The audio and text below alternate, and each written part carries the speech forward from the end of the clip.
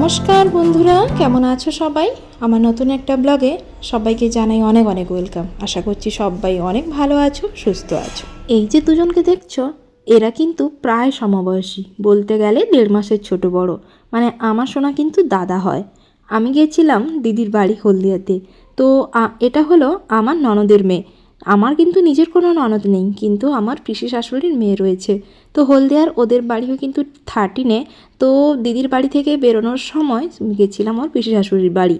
তো ওখানে আমার ননদের ছিল, ননদের মেয়েও ছিল। তো কিছুক্ষণ ওদের সঙ্গে সময় কাটিয়ে চলে এসেছিলাম আমার শেষদির বাড়ি। তোমাদের তো বললাম আমাদের বড়দির বাড়ি, শেষদির বাড়ি কিন্তু হলদিয়াতে।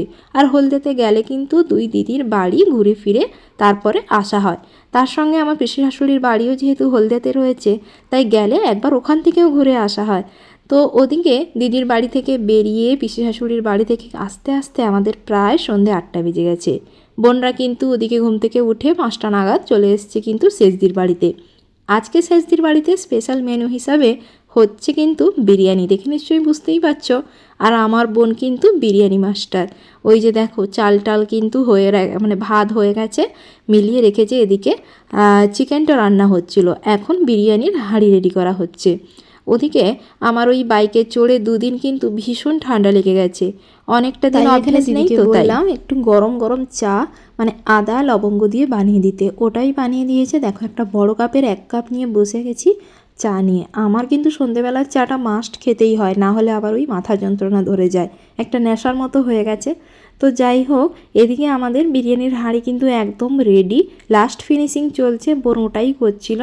এখন শুধু বসানোর পালা। আর সত্যি বলতে আমরা যখন একসাথে হই না, আমরা সবাই মিলে এত মজা করি। আসলে আমরা মানে 5 বোন, তো তার উপরে বাচ্চা কাচ্চা সবাই মিলে এত লোকজন, তাই আনন্দ করার লোকের আর অভাব হয় না। আর এদিকে বিরিয়ানির সাথে কিন্তু রায়তা হবে, তার জন্য দেখো শেষদি ওখানে দইটা ফাটাচ্ছিল, তার সঙ্গে শসা পেঁয়াজ যেগুলো লাগবে ওগুলোরই প্রিপারেশন করছিল।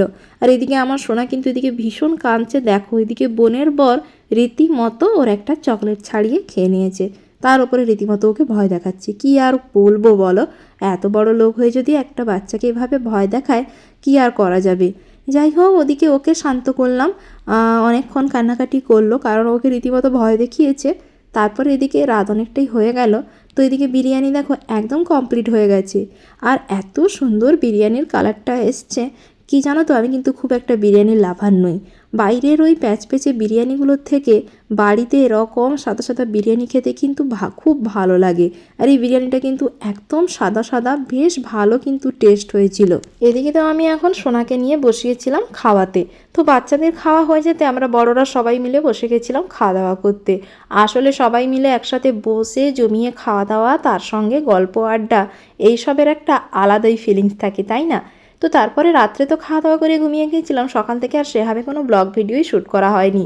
বিকেলবেলা কিন্তু আমরা আবার খাওয়া দাওয়া করে বাড়ি চলে যাব। তো সকালে এসেছিলাম ভাইকে নিয়ে ভাইফোঁটার কিছু শপিং করতে। বুঝতেই পারছো ভিডিওটা কতটা দিন আগের পুরনো। তো এখানে ভাইকে নিয়ে এসেছিলাম, ও কি কিনবে না কিনবে ওগুলোই দেখছিলাম। পাঞ্জাবিগুলো বেশ ভালো লাগছিল, কিন্তু ভাইয়ের কিন্তু পাঞ্জাবি পরতে বেশি ভালোবাসে না, তার জন্য জাস্ট ওগুলো ঘুরিয়ে ফিরে দেখছিলাম।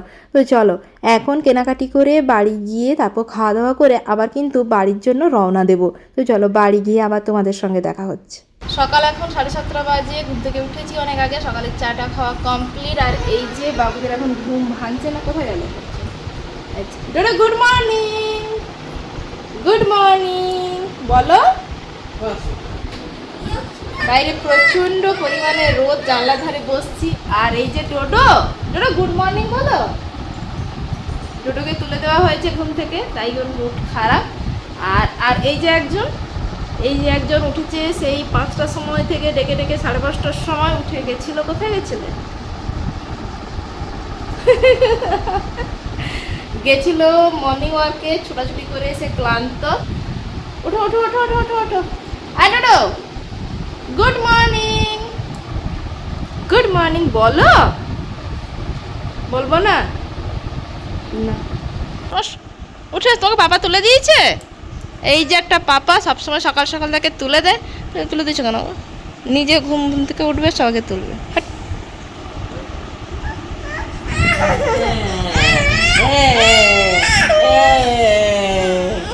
নাকি? ইনি আসার পর সকালটা আমাদের এইভাবেই শুরু হচ্ছে, এইরকম চিৎকার করে। বাবা ঘুম থেকে তুলে দিচ্ছে, হ্যাঁ পালিয়ে এসো। তো পাপা ভালো না মা ভালো বলে দাও তো, কে ভালো কে ভালো? কে ভালো বাবা, কে ভালো? আমি তোমায় গেম খেলাই। কি গেম খেলো? বাহ বাবা, খুব ভালো কথা, তুমি গেম খেলাও। কি গেম দেখছিলাম খেলতে? তাড়াতাড়ি বলো। বলবো না? মুড ঠিক নেই এখন, মুড ঠিক নেই। কি ঠিক হয়েছে? না, মুড ঠিক নেই, এখন বিছানাপত্র গোছাতে হবে। উঠে এসো উঠে এসো। এখানে শুয়েছিলাম, এখানে এই যে ভাই শুয়েছিল, ভাই সকাল থেকে উঠে গেছে। আর এই যে বাবা ছেলের এখন আসো, তো এখন বিছানাপত্র গোছাবো। ওঠো না, বিছানাটা গোছাই, চলো চলো। আজকের এই ব্লগটা কিন্তু দুটো দিনের মিশিয়ে ভিডিও রেডি করা হয়েছিল। আর এই ব্লগটা কিন্তু ভাইফোঁটা কালী পুজোর আগের ব্লগ, বুঝতেই পারছো বেশ অনেকটা দিন পুরনো। আর বাড়িতে কিন্তু অনুষ্ঠান ছিল, তার জন্য পরপর ভিডিওগুলো তোমাদের সঙ্গে আর সেভাবে শেয়ার করা হয়ে উঠতে পারেনি। আগের দিন বিকেলবেলা এসেছিলাম শেষদির বাড়ি থেকে, তারপরে আর সেভাবে কোনো ভিডিওই তোলা হয়নি। এটা হলো পরের দিন সকালবেলা। তোমাদের তো সকালে দেখালাম ঘুম থেকে উঠে এখন চলে এসেছি নিচে। জামাইবাবুরাও কিন্তু সকালে এসছে। তো এই যে দেখো ঘুম থেকে উঠে এখানে সবাই লাইন দিয়ে বসছি। এই যে সোনা জামাইবাবু, ওদিকে কিন্তু জেঠিও এসছে বসেছিল। আর ওদিকে কিন্তু বাইরে প্যান্ডেলের কাজ চলছে। তোমাদের আগেও বলেছি বাড়িতে অনুষ্ঠান রয়েছে। কি অনুষ্ঠান কবে হবে সেটা কিন্তু পরপর ব্লগগুলোতে তোমাদের সঙ্গে অবশ্যই শেয়ার করব। তোমরা ব্লগগুলো অবশ্যই দেখো, জানতে পারবে। আর সকালের এখন ব্রেকফাস্টে এই যে দেখো কচুরি আনা হয়েছে, তার সঙ্গে ডাল তরকারি। এরকম গরম গরম কচুরি তরকারি খেতে কিন্তু দারুণ লাগে। তোমাদের কার কার ভালো লাগে অবশ্যই কিন্তু কমেন্ট করে জানিও। তো আজকে কিন্তু বাড়ি যাব, তার জন্য এই যে দেখো তাড়াতাড়ি করে খাওয়া দাওয়া করে এদিকে এখন রেডি হয়ে পড়েছি। আর কি জানো তো, বাড়িতে অনুষ্ঠান, প্যান্ডেল বাঁধা হচ্ছে, এটা দেখতে না ভীষণ ভালো লাগে। তো প্রত্যেক দিন এভাবে প্যান্ডেল বাঁধা হচ্ছে, বেরিয়ে বেরিয়ে দেখতে এত ভালো লাগে। কিন্তু এই যে অনুষ্ঠানের পর যখন প্যান্ডেলগুলো খুলে নিয়ে চলে যায়, তখন বলো তো মনটা কতটা খারাপ লাগে। তো যাই হোক, দেখো এখন তোমাদেরকে এই যে কি দেখাচ্ছিলাম বলো তো, মায়ের বাগানেরই স্থলপদ্মের গাছটা কি সুন্দর হয়েছে দেখো। এটা কিন্তু দু কালার হয়, এখন সাদা হয়েছে, একটু পরে কিন্তু আবার গোলাপি রং হয়ে যাবে। আমি দুটো তুলবো, বাড়ি নিয়ে যাব আমার ঠাকুরের জন্য। তো ওইগুলোই তোমাদের সঙ্গে ঘুরিয়ে ঘুরিয়ে দেখাচ্ছিলাম। আর চারপাশে কিন্তু লোকজন কাজ করছে, তো মানে এদিক ওদিক পরিষ্কার, তো সব রকম রয়েছে। একটা অনুষ্ঠান বাড়িতে হাজারো কাজ থাকে। আর এদিকে আমার প্রত্যেকটা ব্লগে আমার বোনের ছেলেকে দেখাতে হয়, না হলে ওর মনটা আবার একটু খারাপ হয়ে যায়। ওরা কিন্তু ওদের নিজেদের মতো খেলাধুলোয় ব্যস্ত। প্যান্ডেল বাঁধা হচ্ছে দেখি বাচ্চাদের মনেও কিন্তু বেশ আনন্দ। দেখো ওদিকে ভাই আমার বর, চলো রেডি হয়ে পড়েছি, এখন বাড়ি যাব।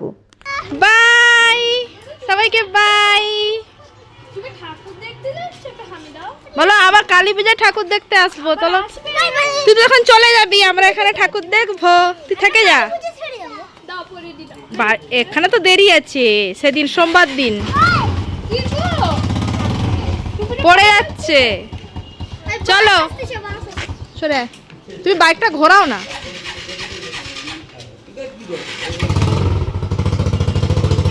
বাড়ি এসে হাজার কাজের মধ্যে ব্যাগপত্রগুলো খোলা হয়নি। সন্ধেবেলা এখন এই ব্যাগগুলো নিয়ে বসেছি গোছগাছ করতে। চলো যাই হোক, আজকের মতো ব্লগটা এইটুকুই। দেখা হচ্ছে পরবর্তী কোনো ব্লগে। ততক্ষণে সবাই ভালো থেকো, সুস্থ থেকো। আর হ্যাঁ, ব্লগটা কেমন লাগলো অবশ্যই কমেন্ট করে কিন্তু জানাতে ভুলো না। তো চলো টাটা, সবাই ভালো থেকো।